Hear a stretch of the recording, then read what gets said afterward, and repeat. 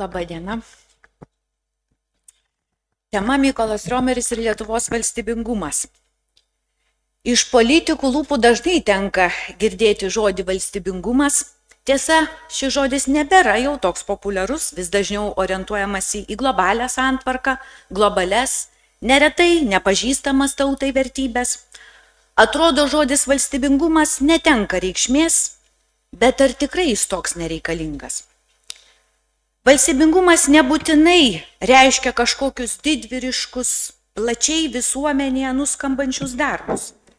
Valstybingumas yra nuolatinis, kasdienis, sąžiningai atliekamas darbas, kartais ir visai nematomas, gal net ir kitų iš pirmo žvilgsnio visai nevertinamas arba net nuvertinamas. Šiandien apžvelgiu Mykolo Riomerio darbus, veiklą, kuri prisidėjo, ar turėjo prisidėti, ar vėliau prisidėjo, o gal dar prisidės prie Lietuvos valstybingumo raidos. 1906 metais keletą mėnesių jis buvo leidinio Gazeta Vilenska redaktorius. Ir tame leidinyje buvo išspausdintas revoliucinio turinio straipsnis, nukreiptas prieš imperinę Rusiją. Jis persekiojamas buvo už tą straipsnį kaip redaktorius ir išvyko į Krokuvą ir ten Lenkijoje 1907 metais rašė knygą Litva, kuri ir išėjo Lvyve 1908. Tai buvo pirmoji tokio pobūdžio knyga Lietuvoje ir ne tik. Ir jį iki šioliai visiems tyrinėtojams yra to laikmečio elementorius. Studija atskleidė Lietuvos kelią link nepriklausomos respublikos nuo 18 amžiaus iki 1905 metais įvykusio didžiojo Vilniaus Seimo. Riomeris pateikė kai kurių reiškinių paaiškinimus. Labai aiškiai. Pavyzdžiui, kodėl komplikavosi lietuvių ir lenkų santykiai, kokios aplinkybės padėjo suburti Vilniaus didžiajam Seimui, kodėl Rusijos imperija draudė spaudą, o paskui staiga panaikino tą draudimą, kaip kūrėsi Lietuvos partijos, autorius apibrėžė etnografinę Lietuvą, jos sienas, nurodė priežastis, kodėl lietuviai nepritarė Vilniaus autonomistų idėjai atkurti istorinę Lietuvą, apimančią Lietuvą ir Baltarusiją. Monografija buvo tiesa išleista lenkų kalba, bet tuo ji atliko dvejopą misiją. Pirma, lenkų tautai priminė apie Europoje užmirštą lietuvių tautą, jos ambicijas. Antra, ji buvo svarbi ir patiems lietuviams, nes joje buvo atkurti visi įvykiai, svarbiausi įvykiai, faktai, nuvedę link tautinio kelio kulminacijos Vilniaus didžiojo Seimo, kur lietuviai deklaravo kovą su imperinė valdžia, reikalaudami Lietuvai autonomijos su sostinė Vilniuje ir Suvalkų gubernija. Tad šia knyga Riomeris dvigubai prisilietė prie Lietuvos valstybingumo raidos. Knygai parašyti reikėjo drąsos, ji parašyta imperinėje Rusijoje, kurioje buvo vykdoma visų tautų rusifikacija. Ir ilgą laiką šita knyga buvo jo vizitinė kortelė. Ilgą laiką ir lietuviams, ir lenkams. Riomeris nuo pat jaunystės pasižymėjo pomėgių rašyti. Per visą savo gyvenimą jis parašė maždaug 500 publicistinių straipsnių. Pirmasis fiksuojamas dar 1904 metais, kai studijavo Paryžiuje, o paskutinis 1941. Po jų jis jau nieko neberašė, jokių publicistikų, nes Lietuva buvo apėmusios viena paskui kitą bolševikinę ir nacistinę okupacijos. Ir Riomeris prisipažino, kad nei su viena, nei su kita okupantų valdžia jam nesisekė. Savo ankstyvoje publicistikoje Riomeris drąsiai kritikavo imperinę Rusiją, iškeldamas autonomijos idėją. Nevengė rašyti apie savo itin skaudžią temą lietuvių ir lenkų santykius, juk pats buvo ir lietuvis, ir lenkas. Jis kritiškai vertino Vilniaus lenkų politiką, Lenkijos politiką Lietuvos atžvilgių dėl Vilniaus, kritiškai vertino slavų brolijos idėją, įvardydamas ją veidmainišką, tarnaujančią aneksijai, negailestingai kritikavo lenkų nacionalizmą ir smurtą prieš lietuvius. Ragino lenkus atsisakyti pretenzijų į Vilnių ir imtis lygiaverčių derybų su Lietuva. Publicistas rašė ne tam, kad keltų vienos tautos neapykantą kitai, anaiptol. Jis siekė abiejų tautų viena kitos supratimo. Būtent dėl to savo publicistika neretai informuodavo Lenkų visuomenę Vilniuje apie įvairius faktus, liudijančius tolesnį Lietuvos tautinį judėjimą, visai kaip taikiomis priemonėmis siekdamas užbėgti už akių tolesniems abipusiams tautų neapykantos priepuoliams. Rašė jis ir nepriklausomoje Lietuvoje. Aišku, svarbiausios temos Vilniaus kraštas ir Klaipėdos kraštas. Kai 1920 metais Lenkų iniciatyva buvo paskelbta tokia Vidurio Lietuva, jos respublika, kurios centre buvo Vilnius, Riomeris parašė straipsnį detaliai aptardamas Lenkijos santykių su Lietuvo problemą ir Vilniaus reikšmę. Jis akcentavo, kad Lietuvos klausimas gali būti tik lietuviškas, ne lenkiškas, ir pasiūlė kitą metodą atsisakyti niekuo neparemtų pretenzijų į Vilnių ir vesti derybą su Lietuva kaip su lygia partnerė. Teisininkas kritikavo ir Klaipėdos krašto aneksiją 1939, tvirtindamas, kad kraštas buvo perleistas tarptautinės sutarties, Klaipėdos krašto konvencijos, kurią pasirašė Britai, Prancūzai, Japonai, Italai, ir pagal konvenciją Klaipėdos krašto suvereniteto teisės ar jų vykdymas negalėjo būti perduotas be valstybių signatarių sutikimo.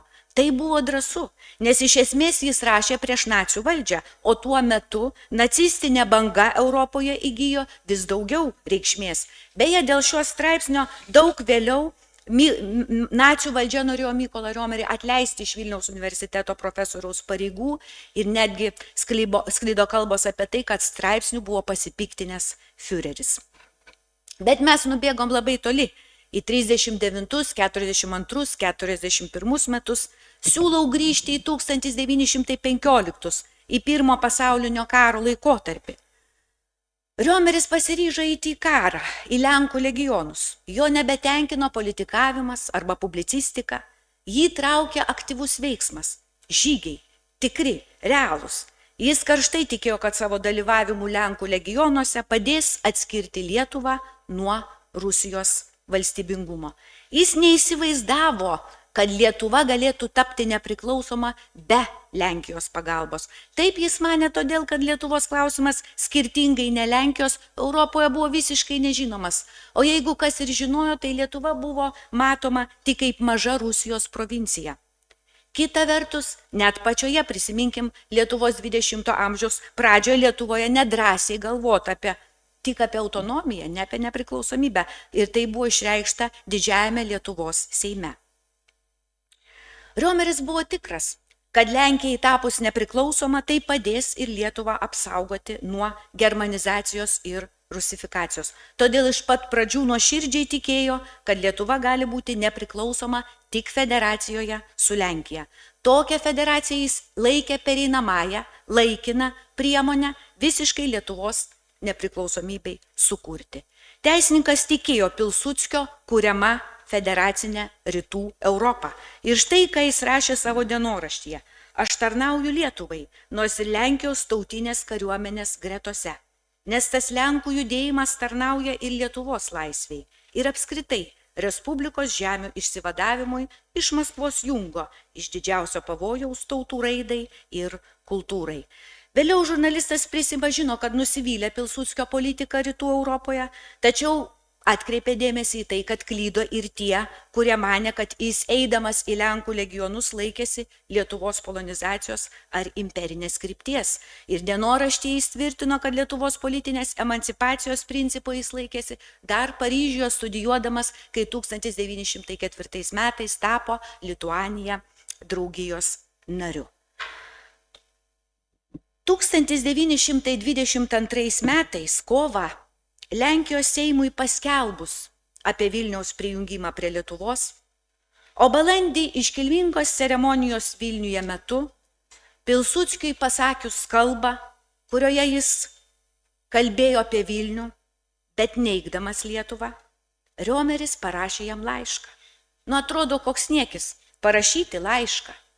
Bet buvęs legionierius, o tada Lietuvos vyriausio tribunolo teisėjas, negailestingai kritikavo didelės kaimyninės valstybės karvedį parašyti jam tai, ką galvoja ir mano, kad yra Teisinga. Laiške teisininkas akcentavo, kad Vilnius yra Lietuvos reikalas ir sostinė, nes jis buvo sukurtas lietuvių tautos valia. Pažymėjo, kad Pilsudskis sulaužė dviejų tautybių brolybę ir supriešino dvi tautas. Laiške pabrėžia maršalo dvigubą pilietybę ir tautybę ir tai, kad jis negali sau leisti būti lietuviu, būdamas Lenkijos valstybės vadovu. Teisininkas išreiškė nusivylimą Pilsudskio politiką rytų Europoje ir laiške jis rašė: tu stovi kaip lietuvis, o sėdi kaip Lenkas. Kyli į dangų erelio sparnais ir tuoj pat vaikštai žeme, tarsi kuprius. Nelaimėsi, ponia. Darinys, kurį rezgi Vilniuje, nėra nei didis, nei tavo. Tai prievartos ir valdymo, elementaraus Lenkijos nacionalizmo darinys. Pilsudskis gavo Riomerio laišką. Jį perskaitė, bet niekada į jį neatsakė, o prieš tai jie 5-6 kartus buvo matėsi ir bendravę. Po 13 metų nuo laiško parašymo Riomeris iš savo giminaičio sužinojo, kad kartą apie jį Pilsudskis užsiminė, kalbėdamasis su Lenkijos kariuomenės divizijos generolu ir pasakė: Mykolas Riomeris, taip, jis mane išplūdo, bet jis turi širdį. Kur čia tas valstybingumas? Sunku atsakyti. Tačiau apie šį laišką buvo plačiai žinoma, nors ir jis nebuvo viešai atspausdintas, nors teisininkui buvo siūlyta įviešinti, bet šis nenorėjo. Kita vertus, manytina laiškas turėjo tiesioginės valstybingumui reikšmės, nes 1935 metais mirus Jozefui Pilsudskiui Lenkų politika nukreipta prieš lietuvius dar labiau sustiprėjo, ji tapo ciniškesnė, kitaip tariant, iš Lenkijos politikos buvo pašalintas sentimentalumo Lietuvai elementas. Riomeris neretai konsultuodavo valstybės vadovą Antaną Smetoną, kartais šis jį pakviesdavo pasitarti vieną be delegacijos, taip atsitiko ir 36 balandį. Prezidentas prasitarė, kad pavargo ir nebenori būti atsakingas vienas už savo valdžią. Mes tuo metu jau 9 metus neturėjom Seimo. Ir jis prašė teisininko, kad šis patartų dėl Seimo rinkimų. Aišku, Riomeris suprato, kad rinkimai turėjo būti tokie pusiau demokratiški, kažkas tarp demokratinių ir nedemokratinių, kad būtų sušaukta, cituoju, bent kažkokia arena ir viešoji tribūna. Seimas buvo išrinktas ir sušauktas tais pačiais metais, tad galime sakyti, kad savo patarimu teisininkas prisidėjo prie to, kad Lietuvoje po 9 metų pertraukos pagaliau susirinko Seimas. Čia yra ir kiti dalykai, dėl kurių galėčiau kalbėti, bet daug turiu ir podcastų, todėl aš nesikartosiu, bet tik pasakysiu vieną, apie ką dar nesu kalbėjus. 33 metais Riomeris lankėsi Tautų sąjungos asamblėjoje dėl teismų santvarkos įstatymo, kurį reikėjo apginti prieš vokiečius. Ir ten susitiko su Lenkų atstovais ir kalbėjo jie apie Vilnių. Riomeris buvo įsitikinęs, kad reikia pradėti mąstyti bent apie autonominio statuso suteikimą Vilniui, nes jis tuo metu buvo tiesiog vaivadija, Lenkijos provincija. Na, o tam jis buvo įsitikinęs, kad reikia pradėti santykius su Lenkija. Jokių santykių neturėjom, buvo visiškai jokių diplomatinių, jokių prekybinių santykių. Lenkų atstovams jis pabrėžė, kad be Lietuvos ir Lenkijos susitaikymo Baltijos valstybių politinė konstrukcija neįmanoma, o ji būtina, norint išgyventi tarp didelių valstybių – nacistinės Vokietijos ir sovietinės Rusijos. Taip pat jis pastebėjo, kad Lenkai turėtų būti pasiūlymų iniciatoriai, nes būtent jie mažai tautai padarė skriaudą dėl Vilniaus ir jo krašto. Lenkai susidomėję jo klausė ir pažadėjo apie tai pasikalbėti su Jozefu Pilsudskiu, čia 33 metai. Na, o Riomeris pažadėjo savo ruožtų pabendrauti tuo klausimu su Antanu Smetona. Smetona buvo įsitikinęs, kad ryšių su Lenkija užmezgimas reikštų Vilniaus aneksijos fakto pripažinimą, jis to nenorėjo leisti, bet to prezidentas netikėjo, kad santykiuose tarp Lietuvos ir Lenkijos kas nors galėjo pasikeisti esant gyvam Pilsudskiui. Bet Riomeris turėjo kitos informacijos ir žinojo, kad Pilsudskis siekė per savo giminaičius santykius su Lietuva, tačiau Lietuvos diplomatai šių subtilybių nesuprato. Teisininkas buvo 2 kartus nacionalinių teisėjų nuolatinėme tarptautinio teisingumo teisme, turiu daug apie tai ir parašius ir paskaičius, nesikartosiu, tik paminėsiu, kad vienoje iš jų buvo aiškiai ir tvirtai dar kartą pabrėžta tarptautiniu mastu, kad Lietuva jūrinė valstybė. Aukštasis mokslas, Riomeris aukštajame moksle, ne tik teisės, taip išeina, bet aišku ir teisės, yra mažiausiai 3 kartus pirmas. Pirma, jis parašė pirmąją teisės monografiją lietuvių kalba. Taip mes turėjom bukletų, turėjom visokių straipsnių, turėjom vadovėlių, bet monografijos lietuvių kalba nebuvo. Ir tai įvyko lygiai prieš 100 metų, 1926 metais, kai jisai išleido šią knygą, reprezentaciją ir mandatas, ir čia jis pradėjo kloti Lietuvos konstitucinės ir administracinės teisės doktrinų pamatus. Šiemet turim 100-metį šitos knygos. Ir 100-metį administracinės ir konstitucinės teisės doktrinos. Todėl ir tai drąsiai galim skelbti, ir ne kiekviena rytų Europos valstybė gali pasididžiuoti tokiu solidžiu jubiliejum. Antra, jis pirmas parašė monografiją iš administracinės teisės, administracinis teismas, ir tai kita tokia monografija pasirodė tik tai 2003 metais. Trečia, ne vienas tarpukario teisininkas nebuvo tiek parašęs mokslo veikalų ir ne tik teisininkas, apskritai mokslininkas, kiek parašė Mykolas Riomeris. Šiai minutei produktyvumų jam prilygsta tik mūsų profesorius Alfonsas Vaišvila. Iš viso Riomeris išleido 10 mokslo knygų iš teisės ir istorijos, jau aš nekalbu apie tos publicistinius straipsnius, nekalbu apie maždaug 100 mokslinių straipsnių. Ir visose juose buvo dėstomos konstitucinės, administracinės, tarptautinės teisės doktrinos bei Lietuvos teisės istorijos ir apskritai istorijos klausimai.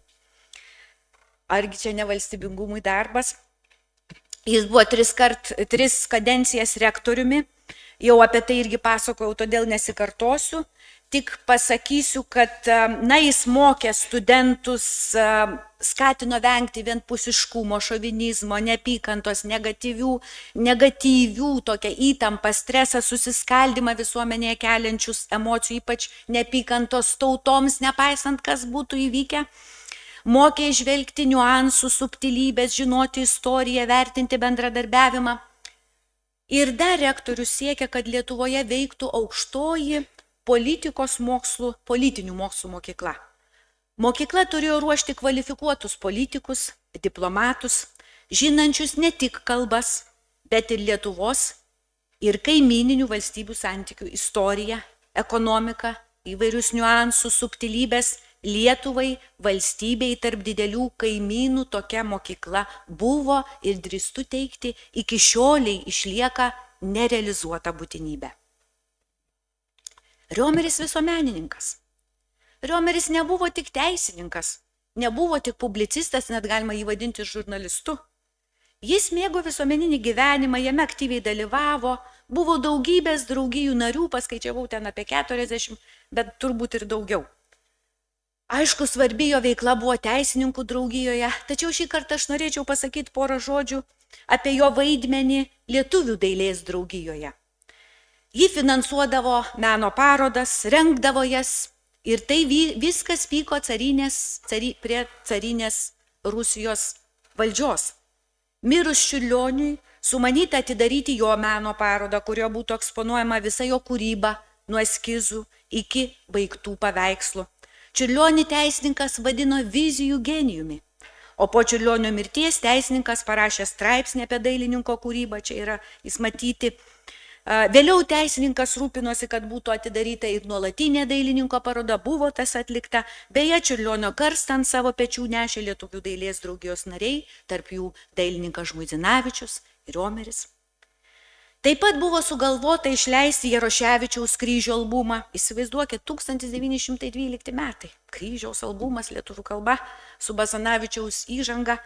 Riomeris dienorašte ne kartą rašė, kad kryžiai lietuvių kultūrai turėjo didelės reikšmės. Jie, cituoju, tarsi istorijos dokumentai, atskleidžiantis lietuviškų genčių istoriją ir kultūrą. Lietuvių dailės draugija priešinosi carinės valdžios projektui ant Gedimino kalno įrengti vandentekio rezervuarą ir diskutavo apie 1912 metais Vileišio sugalvotą idėją Gedimino pilies bokšte įkurti Lietuvių muziejų. Riomeris buvo vienas iš tų, kuris aktyviai palaikė šią mintį. Gal visą tai atrodo menkučiai darbeliai, bet jie buvo atlikti tuo metu, kai Lietuva vis dar buvo imperinės Rusijos sudėtyje, kai parodų ir leidinių cenzoriai, net ne recenzentai, cenzoriai, tarp eksponatų ieškodavo netinkamų. Taigi šie darbeliai prilygo didvyrių valstybingumo kūrybos darbams. Ar visi šie Riomerio darbai prisidėjo prie tos Lietuvos valstybingumo raidos? Manau, kad taip. Vieni didesnių, kiti mažesnių mastų. Net ir tie, kurie nebuvo realizuoti, pavyzdžiui, administracinio teismo steigimas, taip ir nebuvo įsteigtas tas teismas. Statutinis teismas, kaip pirmas Lietuvos konstitucinis ir administracinis teismas, taip ir neišsprendė nė vienos bylos. Aukštoji politinių mokslų mokykla taip ir nebuvo įsteigta. Tačiau apie jos buvo rašyta, galvota, kalbėta, svarstyta, diskutuota, kelti teisėtumo, valdžių padalijimo klausimai. Visa tai irgi yra mūsų palikimas, mūsų valstybingumo apraiškos. Ačiū.